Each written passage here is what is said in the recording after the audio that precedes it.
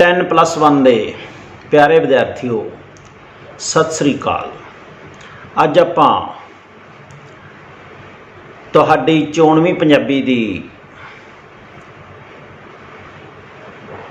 ਪਾਠ ਪੁਸਤਕ ਆਧੁਨਿਕ ਪੰਜਾਬੀ ਕਾਵਿ ਝਲਕਾਂ ਤੇ ਇਤਿਹਾਸ ਵਿੱਚੋਂ ਕਵੀ ਧਨੀ ਰਾਮ ਚਾਤਰਕ ਦੀ ਕਵਿਤਾ ਗੁਰੂ ਰੂਪ ਗ੍ਰੰਥ ਦੇ ਚੌਥੇ ਕਾਵਿ ਬੰਦ ਦੀ ਵਿਆਖਿਆ ਕਰਾਂਗੇ। ਇਹਦਾ ਪ੍ਰਸੰਗ ਹੈ ਵੀ ਇਹ ਕਾਵਿ ਟੋਟਾ ਆਧੁਨਿਕ ਪੰਜਾਬੀ ਕਾਵਿ ਝਲਕਾਂ ਤੇ ਇਤਿਹਾਸ ਪੁਸਤਕ ਵਿੱਚ ਦਰਜ ਧਨੀ ਰਾਮ ਚਾਤਰਕ ਦੀ ਕਵਿਤਾ ਗੁਰੂ ਰੂਪ ਗ੍ਰੰਥ ਵਿੱਚੋਂ ਲਿਆ ਗਿਆ ਹੈ ਤੇ ਇਸ ਵਿੱਚ ਆਦਿ ਸ਼੍ਰੀ ਗੁਰੂ ਗ੍ਰੰਥ ਸਾਹਿਬ ਜੀ ਦੀ ਮਹਿਮਾ ਗਾਈ ਗਈ ਹੈ। ਇਸ ਦੀ ਵਿਆਖਿਆ ਪਹਿਲੇ ਇਸ ਦੇ ਬੰਦਾਂ ਦਾ ਇਸ ਬੰਦ ਦਾ ਪਾਠ ਹੈ। ਸੋਢੀ ਸੁਲਤਾਨ ਦਿਆਂ ਹੱਥਾਂ ਤੇ ਨਿਸ਼ਾਨ ਤੇਰੇ, ਸੋਢੀ ਸੁਲਤਾਨ ਦਿਆਂ ਹੱਥਾਂ ਦੇ ਨਿਸ਼ਾਨ ਤੇਰੇ, ਦਰਸ਼ਨ ਦੇ ਦਾਨ ਨਾਲ ਰੂਹਾਂ ਸ਼ਰਸ਼ਾਰ ਹੋਣ, ਸੰਗਤਾਂ ਨਿਹਾਲ ਹੋਣ, ਚਾਉਣੇ ਇਕਬਾਲ ਹੋਣ, ਅਰਬ ਖਰਬ ਤੇਰੇ ਸ਼ਰਧਾਲੂ ਪਰਿਵਾਰ ਹੋਣ, ਘਰ ਘਰ ਅੰਦਰ ਤੇਰੀ ਧਰਮਸ਼ਾਲ ਹੋਵੇ, ਨਾਮ ਉਪਦੇਸ਼ ਹਰ ਸੀਨਿਓਂ ਉਚਾਰ ਹੋਣ, ਜੁਗੋ ਜੁਗ ਹੇਤ ਤੇਰੀ ਖਰੀ ਟਕਸਾਲ ਚੱਲੇ, ਸੰਗਤਾਂ ਦੇ ਵੇੜੇ ਤੇਰੇ ਪਾਠ ਨਾਲ ਪਾਰ ਹੋਣ। ਤਾਂ ਇੱਥੇ ਕਵੀ ਧਨੀ ਰਾਮ ਚਾਤਰਕ ਇਸ ਕਾਵਿ-ਬੰਦ ਦੇ ਅੰਦਰ ਇਹ ਦੱਸ ਰਹੇ ਨੇ, ਇਹ ਕਹਿ ਰਹੇ ਨੇ, ਸੋਢੀ ਸੁਲਤਾਨ ਦਿਆਂ ਹੱਥਾਂ ਦੇ ਨਿਸ਼ਾਨ ਤੇਰੇ। ਐ ਸੋਢੀ ਸੁਲਤਾਨ ਧੰਨ ਸ਼੍ਰੀ ਗੁਰੂ ਅਰਜਨ ਦੇਵ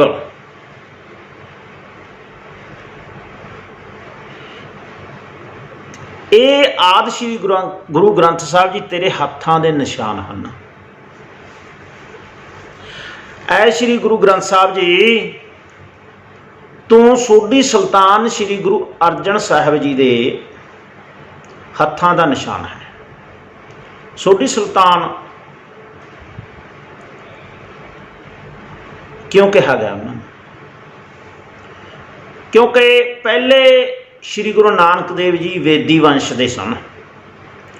ਉਸ ਤੋਂ ਬਾਅਦ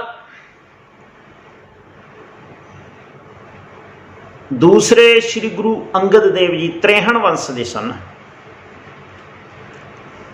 ਤੀਸਰੇ ਸ਼੍ਰੀ ਗੁਰੂ ਅਮਰਦਾਸ ਜੀ ਭੱਲੇ ਵੰਸ਼ ਦੇ ਸਨ ਤੇ ਉਸ ਤੋਂ ਬਾਅਦ ਚੌਥੇ ਸ਼੍ਰੀ ਗੁਰੂ ਰਾਮਦਾਸ ਜੀ ਤੋਂ ਲੈ ਕਰਕੇ ਧੰਨ ਸ਼੍ਰੀ ਗੁਰੂ ਗੋਬਿੰਦ ਸਿੰਘ ਜੀ ਪਾਤਸ਼ਾਹ ਤੱਕ, 10ਵੇਂ ਪਾਤਸ਼ਾਹ ਤੱਕ ਇਹ ਸੋਢੀ ਵੰਸ਼ ਦੇ ਗੁਰੂ ਸਾਹਿਬਾਨ ਹੋਏ ਹਨ। ਤਾਂ ਗੁਰੂ ਅਰਜਨ ਦੇਵ ਜੀ ਸ਼੍ਰੀ ਗੁਰੂ ਰਾਮਦਾਸ ਜੀ ਦੇ ਸੁਪੁੱਤਰ ਹੋਣ ਕਰਕੇ ਸੋਢੀ ਵੰਸ਼ ਸਨ। ਇਸ ਕਰਕੇ ਆਪ ਨੂੰ ਸੋਢੀ ਸੁਲਤਾਨ ਕਿਹਾ ਗਿਆ, ਸੋਢੀਆਂ ਦੇ ਸ੍ਰੇਸ਼ਟ ਸੁਲਤਾਨ। ਆਪ ਜੀ ਨੇ ਜੋ ਆਦਿ ਸ਼੍ਰੀ ਗੁਰੂ ਗ੍ਰੰਥ ਸਾਹਿਬ ਜੀ ਦਾ ਸਰੂਪ ਸਾਜਿਆ, ਇਹ ਉਹਨਾਂ ਦੇ ਹੱਥਾਂ ਦਾ ਨਿਸ਼ਾਨ ਹੈ। ਉਹਨਾਂ ਨੇ ਇਸ ਦੀ ਸੰਪਾਦਨਾ ਕੀਤੀ, ਸਾਰੇ ਬਾਣੀ ਇਸ ਰੂਹਾਨੀ ਗ੍ਰੰਥ ਦੇ ਅੰਦਰ ਦਰਜ ਕੀਤੀ। ਤਾਂ ਆਪ ਜੀ ਸੋਢੀ ਸੁਲਤਾਨ ਕਹਾਏ। ਤਾਂ ਐ ਗੁਰੂ ਗ੍ਰੰਥ ਸਾਹਿਬ ਜੀ ਧਨੀ ਰਾਮ ਚਾਤਰਕ ਕਹਿੰਦਾ ਤੂੰ ਤਾਂ ਸੋਢੀ ਸੁਲਤਾਨ ਦੇ ਹੱਥਾਂ ਦੇ ਨਿਸ਼ਾਨ ਹੈ। ਐ ਸੋਢੀ ਸੁਲਤਾਨ ਦੇ ਹੱਥਾਂ ਦੇ ਨਿਸ਼ਾਨ, ਤੇਰੇ ਦਰਸ਼ਨਾਂ ਦੇ ਦਾਨ ਨਾਲ ਰੂਹਾਂ ਸ਼ਰਸ਼ਾਰ ਹੋਣ। ਜਿਹੜਾ ਤੂੰ ਦਾਨ ਦੇ ਰਿਹਾ ਹੈ, ਕਾਹਦਾ ਦਾਨ? ਆਪਣੇ ਦਰਸ਼ਨਾਂ ਦਾ। ਸਤਿਗੁਰ ਦੇ ਦਰਸ਼ਨ ਸਾਨੂੰ ਨਿਹਾਲ ਕਰ ਦਿੰਦੇ ਹਨ। ਸਾਡੇ ਮਨ ਨੂੰ ਗੁਰੂ ਘਰ ਜਾਂਦੇ ਹਾਂ, ਦਰਸ਼ਨ ਕਰਦੇ ਹਾਂ, ਸ਼ਾਂਤੀ ਮਿਲਦੀ ਹੈ। ਅਗਰ ਜੇ ਪਾਠ ਰੂਪੀ ਦਰਸ਼ਨ ਦੀਦਾਰ ਕਰਦੇ ਹਾਂ, ਪਾਠ ਕਰਦੇ ਹਾਂ, ਤਾਂ ਹੋਰ ਜ਼ਿਆਦਾ ਆਨੰਦ ਔਰ ਗਿਆਨ ਦੀ ਪ੍ਰਾਪਤੀ ਹੁੰਦੀ ਹੈ। ਮਨ ਦੀ ਮੈਲ ਧੁੱਤੀ ਜਾਂਦੀ ਹੈ ਔਰ ਹਿਰਦਾ ਸ਼ੁੱਧ ਹੋ ਜਾਂਦਾ ਹੈ, ਕਮਲ ਫੁੱਲ ਖਿੜ ਜਾਂਦਾ ਹੈ। ਇਸ ਤਰ੍ਹਾਂ ਗੁਰੂ ਦੇ ਜਿਸ ਪ੍ਰਕਾਰ ਵੀ ਦਰਸ਼ਨ ਕੀਤੇ ਜਾਣ ਉਹਦੇ ਨਾਲ ਸਾਡਾ ਕਲਿਆਣ ਹੀ ਕਲਿਆਣ ਹੁੰਦਾ ਹੈ ਤੇ ਸਾਡੀਆਂ ਰੂਹਾਂ ਸਰਸ਼ਾਰ ਹੋ ਜਾਂਦੀਆਂ ਹਨ, ਭਾਵ ਕਿ ਰੱਜ ਜਾਂਦੀਆਂ ਹਨ ਗੁਰੂ ਦੇ ਪ੍ਰੇਮ ਦੇ ਨਾਲ, ਗੁਰੂ ਦੇ ਗਿਆਨ ਨਾਲ, ਗੁਰੂ ਵੱਲੋਂ ਦਿੱਤੀ ਆਤਮਿਕ ਸ਼ਾਂਤੀ ਨਾਲ ਭਰਪੂਰ ਹੋ ਜਾਂਦੀਆਂ ਹਨ, ਰੱਜ ਜਾਂਦੀਆਂ ਹਨ, ਮਨ ਨੂੰ ਟਿਕਾ ਆ ਜਾਂਦਾ ਹੈ। ਇਸ ਤਰ੍ਹਾਂ ਐ ਗੁਰੂ ਗ੍ਰੰਥ ਸਾਹਿਬ, ਐ ਸੋਢੀ ਸੁਲਤਾਨ ਦੇ ਹੱਥਾਂ ਦੇ ਨਿਸ਼ਾਨ ਤੇਰੇ ਦਰਸ਼ਨਾਂ ਨਾਲ ਜਿਹੜੀਆਂ ਰੂਹਾਂ ਨੇ, ਤੜਪਦੀਆਂ ਆਤਮਾਵਾਂ ਨੇ, ਮਨੁੱਖਾਂ ਦੀਆਂ ਰੂਹਾਂ ਨੇ ਉਹ ਸਰਸ਼ਾਰ ਭਰਪੂਰ ਹੋ ਜਾਂਦੀਆਂ ਨੇ ਆਨੰਦ ਤੇ ਸ਼ਾਂਤੀ ਦੇ ਨਾਲ। ਸੰਗਤਾਂ ਨਿਹਾਲ ਹੋਣ, ਚਾਉਣੇ ਇਕਬਾਲ ਹੋਣ। ਤੇ ਤੇਰੀਆਂ ਇਹ ਸੰਗਤਾਂ ਜੋ ਤੇਰੇ ਦਰਸ਼ਨਾਂ ਨੂੰ ਗੁਰੂ ਘਰ ਆਉਂਦੀਆਂ ਹਨ, ਜੋ ਤੇਰੇ ਨੇਤਰਾਂ ਦੇ ਨਾਲ ਦਰਸ਼ਨ ਕਰਦਿਆਂ ਹਨ ਤੇਰੇ ਆਪ ਸ੍ਰੀ ਗੁਰੂ ਗ੍ਰੰਥ ਸਾਹਿਬ ਦੇ ਸਰੂਪ ਦੇ, ਤੇ ਜੋ ਤੇਰੇ ਪਾਠ ਕਰਕੇ, ਤੇਰੀ ਬਾਣੀ ਨੂੰ ਪੜ੍ਹ ਕੇ ਤੇਰੇ ਜਿਹੜੇ ਸ਼ਬਦ ਰੂਪ ਦੇ ਦਰਸ਼ਨ ਕਰਦੇ ਹਨ, ਬਾਣੀ ਨੂੰ ਹਿਰਦੇ ਨਾਲ ਪੜ੍ਹਦੇ ਹਨ, ਕੰਨਾਂ ਨਾਲ ਸੁਣਦੇ ਹਨ, ਉਹ ਸੰਗਤਾਂ ਨਿਹਾਲ ਹੋ ਜਾਂਦੀਆਂ ਨੇ ਤੇਰੇ ਦਰਸ਼ਨ ਕਰਕੇ। ਨਿਹਾਲ ਦਾ ਮਤਲਬ ਉਹਨਾਂ ਨੂੰ, ਉਹਨਾਂ ਦੀ ਤ੍ਰਿਪਤੀ ਹੋ ਜਾਂਦੀ ਹੈ। ਨਿਹਾਲ ਦਾ ਮਤਲਬ ਹਰ ਕਿਸਮ ਦੇ ਭੰਡਾਰੇ ਉਹਨਾਂ ਨੂੰ ਭਰਪੂਰ ਮਾਤਰਾ ਦੇ ਵਿੱਚ ਪ੍ਰਾਪਤ ਹੋ ਜਾਂਦੇ ਹਨ, ਕੋਈ ਉਹਨਾਂ ਨੂੰ ਘਾਟ ਨਹੀਂ ਰਹਿੰਦੀ ਹੈਗੀ। ਆਤਮਿਕ ਆਨੰਦ ਦੀ, ਆਤਮਿਕ ਸ਼ਾਂਤੀ ਦੀ ਔਰ ਦੁਨਿਆਵੀ ਪਦਾਰਥ ਵੀ ਉਹਨੂੰ ਪ੍ਰਾਪਤ ਹੁੰਦੇ ਹਨ। ਦੁਨਿਆਵੀ ਜਿਹੜੀਆਂ ਲੋੜੀਂਦੀਆਂ ਜਿਹੜੀਆਂ ਸਹੂਲਤਾਂ ਹਨ, ਲੋੜੀਂਦੇ ਜਿਹੜੇ ਪਦਾਰਥ ਚਾਹੀਦੇ ਹਨ, ਜਿਹੜੀਆਂ ਸਾਡੀਆਂ ਲੋੜਾਂ ਹਨ, ਜਿਸ ਤਰ੍ਹਾਂ ਕੁੱਲੀ ਗੁੱਲੀ ਜੁੱਲੀ ਕਿਹਾ ਹੈ, ਤਾਂ ਹਰ ਪ੍ਰਕਾਰ ਦੇ ਜਿਹੜੇ ਲੋੜਾਂ ਪਰਮੇਸ਼ਰ ਹੈ ਜਿਹੜਾ ਉਹ ਪੂਰੀਆਂ ਕਰਦਾ ਹੈ, ਤਰਸੇਵੇਂ ਵਿੱਚੋਂ ਕੱਢ ਦਿੰਦਾ ਹੈ। ਤਰਸੇਵਾਂ ਨਹੀਂ ਮਨ ਦੇ ਅੰਦਰ ਰਹਿਣ ਦਿੰਦਾ। ਹਰ ਲੋੜੀਂਦੀ ਵਸਤੂ ਜਿਹੜੀ ਹੈ, ਇਹ ਨਹੀਂ ਵੀ ਲੋੜ ਤੋਂ ਮਾਤਰਾ ਦੂਸਰਿਆਂ ਦਾ ਧਨ ਇਕੱਠਾ ਕਰਨਾ, ਉਸ ਤਰ੍ਹਾਂ ਨਹੀਂ, ਪਰ ਹਰ ਇੱਕ ਸੁੱਖ ਉਹ ਇਨਸਾਨ ਨੂੰ ਦਿੰਦਾ ਹੈ। ਇਸ ਤਰ੍ਹਾਂ ਸੰਗਤਾਂ ਨਿਹਾਲ ਹੋ ਜਾਂਦੀਆਂ ਹਨ ਤੇਰੇ ਆਤਮਿਕ ਔਰ ਦੁਨਿਆਵੀ ਪਦਾਰਥਾਂ ਨੂੰ ਪ੍ਰਾਪਤ ਕਰਕੇ। ਸਭ ਕੁਝ ਉਹਨਾਂ ਨੂੰ ਪ੍ਰਾਪਤ ਹੋ ਜਾਂਦਾ ਹੈ, ਉਹਨਾਂ ਦੇ ਮਨ ਨੂੰ ਭਰਪੂਰ ਸ਼ਾਂਤੀ ਆਉਂਦੀ ਹੈ। ਚਾਉਣੇ ਇਕਬਾਲ ਹੋਣ, ਤੇ ਜਿਹੜੇ ਤੇਰੇ ਉੱਤੇ ਸ਼ਰਧਾ ਰੱਖ ਕੇ ਤੇਰੇ ਦਰਸ਼ਨ ਨਿੱਤਾ ਪ੍ਰਤੀ ਕਰਦੇ ਹਨ, ਸੰਸਾਰ ਦੇ ਅੰਦਰ ਵੀ ਉਹਨਾਂ ਦੇ ਇਕਬਾਲ ਬੁਲੰਦ ਹੋ ਜਾਂਦੇ ਨੇ। ਇਕਬਾਲ ਦਾ ਮਤਲਬ ਉਹਨਾਂ ਦੇ ਰੁਤਬੇ ਉੱਚੇ ਹੋ ਜਾਂਦੇ ਨੇ ਦੁਨੀਆ ਦੇ ਅੰਦਰ। ਉਹਨਾਂ ਦਾ ਨਾਮ, ਉਹਨਾਂ ਦੀ ਪ੍ਰਸਿੱਧੀ, ਉਹਨਾਂ ਦੇ ਮਾਇਕ ਤੌਰ 'ਤੇ ਉਹਨਾਂ ਨੂੰ ਉੱਚੀਆਂ ਪਦਵੀਆਂ ਔਰ ਉਹਨਾਂ ਦਾ ਸਤਿਕਾਰ। ਇਕਬਾਲ ਦਾ ਮਤਲਬ ਉਹਨਾਂ ਦਾ ਸਤਿਕਾਰ ਸੰਸਾਰ ਦੇ ਅੰਦਰ ਵੱਧ ਜਾਂਦਾ ਹੈ। ਇਕਬਾਲ ਆਪਾਂ ਕਹਿੰਦਾ ਉਹਦਾ ਇਕਬਾਲ ਬਹੁਤ ਉੱਚਾ ਦੁਨੀਆ ਦੇ ਅੰਦਰ, ਉਹਨਾਂ ਦਾ ਸਤਿਕਾਰ ਦੁਨੀਆ ਦੇ ਅੰਦਰ ਵੱਧ ਜਾਂਦਾ ਹੈ। ਅਥਵਾ ਨਾਲ ਹੀ ਇਸੇ ਕਾਰਨ ਹੀ ਤੇਰੇ ਇਕਬਾਲ ਵੀ, ਐ ਗੁਰੂ ਗ੍ਰੰਥ ਸਾਹਿਬ ਜੀ, ਆਦਿ ਸ੍ਰੀ ਗੁਰੂ ਗ੍ਰੰਥ ਜੀ, ਤੇਰੇ ਇਕਬਾਲ ਵੀ ਸੰਸਾਰ ਦੇ ਵਿੱਚ ਦੂਣੇ ਚੌਣੇ ਹੋ ਜਾਂਦੇ ਨੇ। ਤੇਰੀ ਮਹਿਮਾ ਵੀ ਤੇਰੇ ਭਗਤਾਂ, ਸਿੱਖ ਸੇਵਕਾਂ, ਸੰਗਤਾਂ, ਤੇਰੀਆਂ ਸੰਗਤਾਂ ਦੇ ਨਿਹਾਲ ਹੋਣ ਨਾਲ, ਉਹਨਾਂ ਦੇ ਉੱਚੇ ਇਕਬਾਲ ਹੋਣ, ਤੇਰਾ ਇਕਬਾਲ ਵੀ ਦੂਣਾ ਚੌਣਾ ਹੋ ਜਾਂਦਾ ਸੰਸਾਰ ਦੇ ਉੱਤੇ। ਤੇਰੀ ਮਹਿਮਾ ਵੀ ਦਿਨੋਂ ਦਿਨ ਵਧੀ ਹੀ ਜਾਂਦੀ ਹੈ, ਘਾਟ ਨਾ ਆਵੇ, ਵੱਧ ਹੋ ਜਾਏ। ਸੰਸਾਰ ਦੇ ਅੱਜ ਕੋਨੇ ਕੋਨੇ ਉੱਤੇ ਗੁਰੂ ਦੀ ਮਹਿਮਾ ਦਿਨ ਪ੍ਰਤੀ ਦਿਨ ਵੱਧ ਰਹੀ ਹੈ। ਇਸ ਤਰ੍ਹਾਂ ਅਰਬ ਖਰਬ ਤੇਰੇ ਸ਼ਰਧਾਲੂ ਪਰਿਵਾਰ ਹੋਣ, ਔਰ ਮੈਂ ਤਾਂ ਆਸ ਕਰਦਾ ਤੇਰੇ ਅਰਬਾਂ ਖਰਬਾਂ ਸਾਰੀ ਸ੍ਰਿਸ਼ਟੀ ਦੇ ਲੋਕ ਹੀ ਪਰਿਵਾਰ ਨੇ ਜਿਹੜੇ ਉਹ ਤੇਰੇ ਸ਼ਰਧਾਲੂ ਹੋ ਜਾਣ, ਤੇ ਹੋ ਜਾਂਦੇ ਨੇ।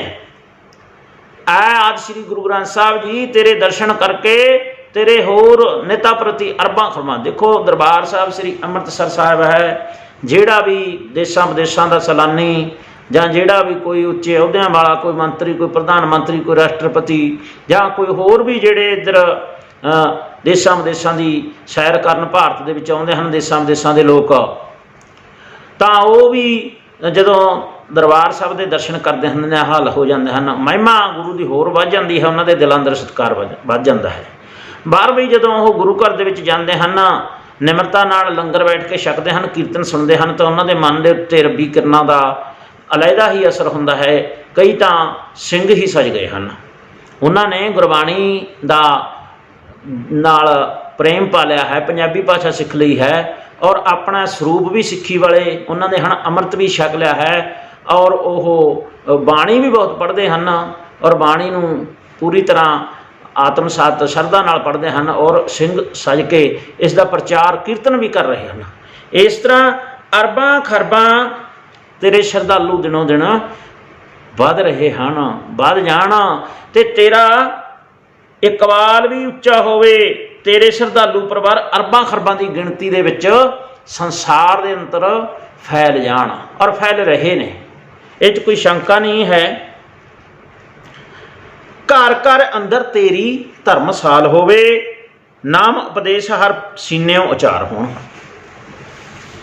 कवि इत्थे ये कह रहा है भी हर घर के अंदर तेरी धर्मसाल बन जाए। धर्मशाला किसनों जिसनों असीं हथाई कह दिंदे कई बारी जन आ के ठहरदी है, जां पुराने समय दे विच इस तरह के स्थान जिथे कोई रहायश का प्रबंध या प्रशादे का प्रबंध हुंदा ते उत्थे गुरु की बाणी का प्रकाश हुंदा, बाणी पढ़ी जाती, धर्म कर्म हुंदा, उसनूं धर्मशाला कह दिंदे ने। गुरुद्वारा रूप बाद दे विच बने हैं वो धर्मशाला। तां जिस तरह गुरु नानक देव जी का वचन है कि घर घर अंदर धर्मशाल होवे कीर्तन सदा वसोआ, भी ऐसा धर्म प्रगट करना है भी घर घर दे विच ही धर्मशाल बन जानी है।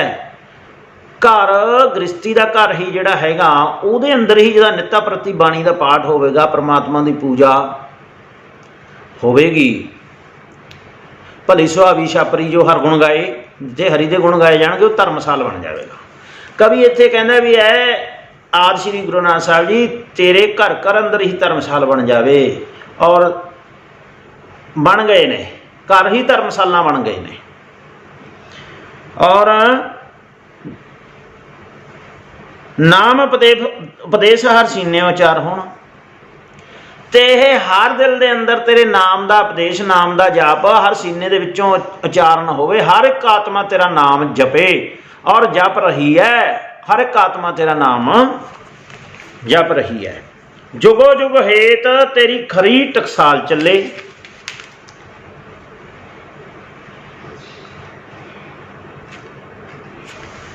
तां हर जिहड़ा हिरदा है, अज देखो कितना बाणी का पाठ घर घर दे विच हो रहा है, कितनियां माइयां कितने भाई सवेरे उठ के नितनेम करते हैं, और सुखमनी साहब के पाठ कितने घरों के अंदर हो रहे हैं, गुरु घरों के अंदर हो रहे हैं, और बाणी के अखंड पाठ साहब श्री सहज पाठ। ताही इन्नी करोना देखो कितनी भयानक महामारी है, ताही उसनूं ये बाणी ही उसनूं ठल पा रही है। जितना कि असीं कहने ना भी ये है नहीं जी, जां घट गया जां इस तरह, क्योंकि जितनी आगे ने मचानी है, जे बाणी ना होवे, नाम ना होवे, जाप ना होवे, पाठ ना होवे, महापुरख अपनियां कीमती कमाइयां नाम जाप दियां तप आदत ना करते होण, तां ये बहुत अग मच जावे। पर इस नाम के प्रताप नाल इस अग नूं ठल पैंदी है। इस तरह जुग जुग हेत तेरी खरी टकसाल होवे। कहना जुगां जुगां दे अंदर, हर एक युग के अंदर, सतयुग द्वापर त्रेता कलयुग, सतयुग त्रेता द्वापर कलयुग, हर एक युग के अंदर, और पहले युग जिहड़े हो चुके हैं, जिहड़े आउण वाले समय युग होने हैं, तां हर एक युग के अंदर ही तेरी खरी ये सच्ची टकसाल तेरी चलती रही है। सच्चे पातशाह आदि श्री गुरु ग्रंथ साहब जी ते चल भी रही है। उस दे ज्ञान भरपूर टकसाल युगां युगांतरां तो चल रही है। सिमरत वेद पुराण पुकारन पोथियां, नाम बिना सब झूठ गाली होचियां, इस तरह और आने वाले समय में भी चलती रहनी है। तो कभी यही बेनती कर रहा है भी मेरी इच्छा तो यही है भी ये टकसाल चलती ही रहे युगां युगां तक सदा वास्ते, ते संगतां दे वेड़े तेरे पाठ नाल पार होण, ते तेरे पाठ नाल ये संगतां जिहड़े तेरे दर्शनां नूं आउंदियां ने, जिहड़े तेरे चरनां ते टुकदियां ने, जिहड़ियां तिन्नों अरदासां बेनतियां करदियां ने, मन दे अंदर तेरी आराधना करदियां ने, तेरे पाठ नाल उन्हां दे वेड़े पार ही हुंदे रहण, सदा ही पार, भव सागर तो पार हुंदे रहण, संसार सागर तो पार हुंदे रहण। लोक सुखीए पर लोक सहेले, नानक हर प्रभापे मिले। लोक दे सुख उन्हां नूं मिलदे रहण, परलोक दे भी सुख उन्हां नूं मिलदे रहण, और मिल रहे ने, क्योंकि नाम रहो साधु रहो गुरु गोबिंद।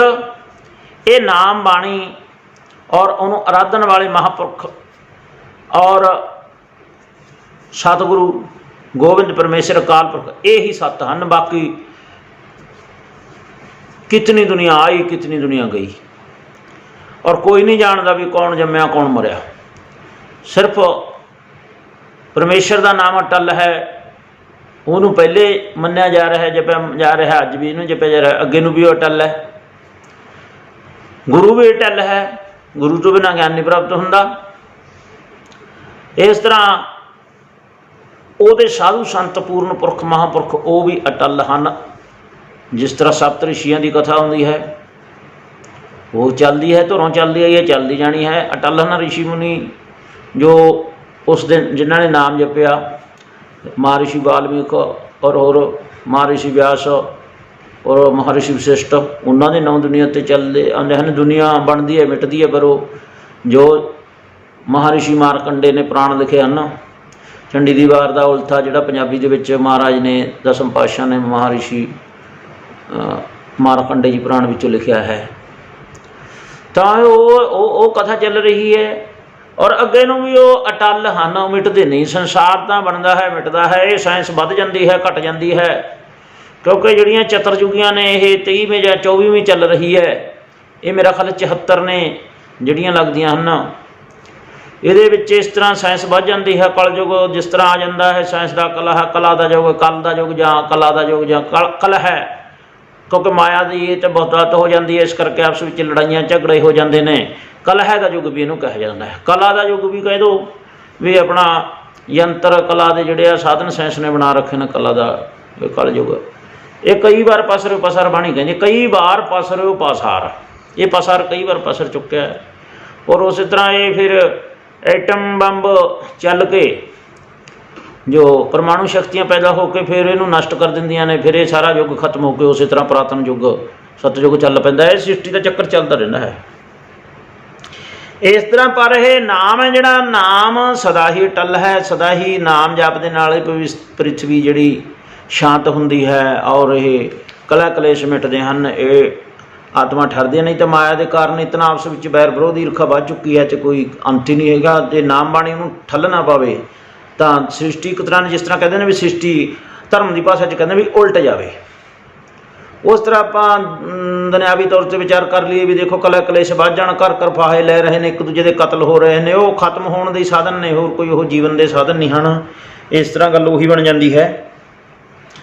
तो संगतां दे वेड़े पाठ नाल पार हुंदे रहन। पाठ दे नाल जो पाठ करदी है, साडा मन किसी कारण दुखी होवे, कोई समस्या होवे, असीं पाठ कर लीए, क्योंकि बाणी दे विच शांत रस प्रधान है, 9 रसां दे विचों शांत रस प्रधान बाणी है, तो साडे मन नूं टका आ जांदा है, शांति मिल जाती है। फिर पाठ पढ़न दे नाल मन नूं मोड़ा पै जांदा है। फिर मन जदों पॉजिटिव हो जांदा, कोई चंगी सानूं उहदी समस्या चों निकलण दी जुगती, कोई चंगा सा मन सोचता, जां परमात्मा वालों साडे ते बख्शिश हुंदी है, कृपा हुंदी है, पाठ करन दे नाल गुरु साहिबान सानू कोई चंगी सुमत दे के साडे उस दुख नूं भी दूर कर दिंदे हन। इस तरह पाठ दे नाल जे आत्मक आनंद भी, आत्मा भी जिहड़ी बलवान हुंदी जांदी है दिनों दिन, और बलवान होकर परमात्मा का रूप हो जाती है, निरभव हो जाती है, निरभव निर्वैर हो जाती है आत्मा। तो आत्मा के निरभव और निर्वैर होने के नाल आत्मक आनंद की प्राप्ति हो जाती है, और जिहड़ा सुख प्राप्त हो जाते हैं। और वही बलवान आत्मा, निरभव निर्वैर आत्मा सही तरीके नाल अपने कार्य दुनिया के अंदर करती है, तो दुनिया की दुनियावी कामयाबी भाव लोक का सुख भी उन्होंने प्राप्त होता है। तो वह जदों विकारां तो रहत हो जाता मन, परलोक दे विच परलोक जिहड़ा साडे इन्हां नेत्रां नाल असीं देख नहीं सकते, किसी 5 ज्ञान इंद्रियां चों जिन्हों असीं उन्हां नाल उस परलोक का ज्ञान नहीं सानूं प्राप्त होंदा। वो दिव्य ज्ञान है, वो दिव्य ज्ञान है जिहड़ा इन्हां नेत्रां तो परे है, वो सानूं साडी देखण दी सीमा है। असीं कुछ दूरी तक, कुछ मीटर तक असीं देख सकते हांगे, अगे सानूं नहीं दिंदा हैगा कुछ। इस करके ये नेत्रां नाल तां वो अदृश्य संसार देखिया नहीं जा सकदा। इस करके उस जिहड़ा परलोक जिहड़ा गुरबाणी दे विच सानूं दस्सिया है, ग्रंथां दे विच सानूं दस्सिया है, उहदा भेद भी यह नाम दे जपण नाल आउंदा है। और मनुख नूं जिहड़ा मृत्यु दा भय लग्या रहिंदा है, वो तो रहत हो जाता है, सच दृढ़ हो जाता भी एक दिन सबना सहुरे वंजना, सब मुकलावनहार, सबना मरना आया, मरण लखाए मंडल में आए। इस तरह ये ज्ञान प्राप्त हो जाता भी ये शरीर ने तो एक दिन खत्म होना ही है। इस तरह सहजे सहजे भय जिहड़ा मृत्यु का ਰਹਿਤ ਹੋ ਜਾਂਦਾ ਹੈ। ਉਹ ਮਨ ਨੂੰ ਜਿਹੜਾ ਸੰਤਾਪ ਹਰ ਵਕਤ ਸਤਾਉਂਦਾ ਹੈ, ਉਹਦੀ ਜਗ੍ਹਾ ਮਨ ਦੇ ਅੰਦਰ ਆਤਮਿਕ ਆਨੰਦ ਰਹਿੰਦਾ ਹੈ। ਤਾਂ ਇਸ ਤਰ੍ਹਾਂ ਨਿਰਭਉ ਨਿਰਵੈਰ ਹੋ ਕੇ ਸਾਡਾ ਜਿਹੜਾ ਭਵ ਸਾਗਰ ਸੰਸਾਰ ਸਾਗਰ ਤੋਂ ਬੇੜਾ ਹੈ ਉਹ ਪਾਰ ਹੋ ਜਾਂਦਾ ਹੈ। ਅਸੀਂ ਕਿਸੇ ਕੁੰਭੀ ਨਰਕ ਜਾਂ ਉਸ ਵੱਲ ਨੂੰ ਮਾੜੇ ਕਰਮ ਕਰਕੇ ਉਸ ਵੱਲ ਨੂੰ ਜਾਣ ਦੀ ਜਗ੍ਹਾ ਅਸੀਂ ਪਰਮਾਤਮਾ ਦੇ ਵੱਲ ਨੂੰ ਅਸੀਂ ਜਾਂਦੇ ਆਂਗੇ। ਇਸ ਤਰ੍ਹਾਂ ਕਵੀ ਕਹਿ ਰਿਹਾ ਹੈ ਵੀ ਤੇਰੇ ਪਾਠ ਨਾਲ ਬੇੜੇ ਨੇ ਜਿਹੜੇ ਉਹ ਸੰਸਾਰ ਸਾਗਰ ਦੇ ਸੰਗਤਾਂ ਦੇ ਪਾਰ ਹੁੰਦੇ ਨੇ। ਇਸ ਭਵ ਸਾਗਰ ਤੋਂ ਪਾਠ ਦੇ ਜਿਹੜਾ ਹੈ ਕਰਨ ਦੇ ਨਾਲ ਗਿਆਨ ਵੀ ਪ੍ਰਾਪਤ ਹੁੰਦਾ ਹੈ, ਕਿਉਂ ਬਾਣੀ ਦੇ ਇੱਕ ਅੱਖਰ ਇੱਕ ਤੁਕ ਦੇ ਵਿੱਚ ਗਿਆਨ ਹੈ। ਜਿਸ ਤਰ੍ਹਾਂ ਗੁਰਬਾਣੀ ਦਾ ਗੁਰਵਾਕ ਹੈ ਵੀ ਗਿਆਨ ਕਾ ਬੱਧਾ ਮਨ ਰਹਿ ਗੁਰ ਬਿਨਾ ਗਿਆਨ ਨਾ ਹੋਏ। ਮਨ ਕਾਹਦੇ ਨਾਲ ਬੰਨਿਆ ਜਾਂਦਾ ਹੈ? ਗਿਆਨ ਨਾਲ। ਜਿਵੇਂ ਘੜਾ ਪਾਣੀ ਔਰ ਮਿੱਟੀ ਦੇ ਮੇਲ ਨਾਲ ਬਣਾਇਆ ਜਾਂਦਾ ਅਤੇ ਉਹ ਜਿਹੜਾ ਪਾਣੀ ਨੂੰ ਘੜੇ ਦੇ ਅੰਦਰ ਬੰਨ੍ਹ ਲਿਆ ਜਾਂਦਾ, ਨਹੀਂ ਤਾਂ ਉਹ ਪਾਣੀ ਡੁੱਲ ਜੇ ਉਸ ਮਿੱਟੀ ਔਰ ਪਾਣੀ ਦੇ ਬਣੇ ਮੇਲ ਨਾਲ ਘੜੇ। ਇਸ ਤਰ੍ਹਾਂ ਮਨ ਨੂੰ ਕਾਹਦੇ ਨਾਲ ਬੰਨਿਆ ਜਾਵੇ? ਮਨ ਖੁੱਲ੍ਹਾ ਫਿਰਦਾ ਡੁੱਲਦਾ ਫਿਰਦਾ, ਇਹਨੂੰ ਅਸੀਂ ਗਿਆਨ ਦੇ ਨਾਲ ਇਹ ਮਨ ਬੰਨ੍ਹਿਆ ਜਾਂਦਾ। ਜਦੋਂ ਗਿਆਨ ਪ੍ਰਾਪਤ ਹੋ ਜਾਂਦਾ ਬੰਦੇ ਨੂੰ, ਉਹਦੀ ਆਤਮਾ ਜਾਗਰਤ ਹੋ ਜਾਂਦੀ, ਉਹਨੂੰ ਪਤਾ ਲੱਗ ਜਾਂਦਾ ਵੀ ਇਸ ਕੰਮ ਦੇ ਕਰਨ ਵਿੱਚ ਦੁੱਖ ਹੈ, ਇਸ ਕੰਮ ਦੇ ਕਰਨ ਵਿੱਚ ਸੁੱਖ ਹੈ।